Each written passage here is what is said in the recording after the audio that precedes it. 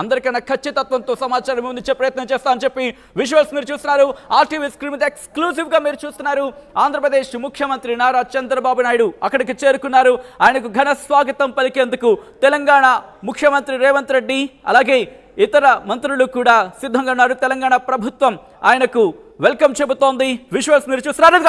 అదిగో the beautiful moment. Telugu రాష్ట్రాల ప్రజలకు సంబంధించి ఎంతగానో ఎదురు చూస్తున్న మూమెంట్ అనే చెప్పుకోవాలి. ఎందుకంటే రిమెంబర్, రెండు రాష్ట్రాలు విడిపోయినా కూడా సహృద్భావంతో ముందుకు వెళ్ళాలని చెప్పి ఆనాడే నిర్ణయించుకున్నాయి. ఈ రోజు మరొక్కసారి ఆ విజువల్స్ మీరు చూస్తున్నారు. ఇద్దరు కూడా ఒకరినొకరు ఎంతో ఆప్యాయంగా పలకరించుకున్నారు, చిరునవ్వులు చిందిస్తున్నారంటే అర్థం చేసుకోవచ్చు ఒక సహృద్భావంతో ఈరోజు మీటింగ్ జరగబోతోంది. పొన్నం ప్రభాకర్ కూడా ఆయనకు చేతులు జోడించి నమస్కరించి విజువల్స్ మీరు చూస్తున్నారు. భట్టి విక్రమార్క పుష్పగుచ్చంతో నారా చంద్రబాబు నాయుడికి స్వాగతం పలుకుతున్న విజువల్స్ మీరు చూస్తున్నారు.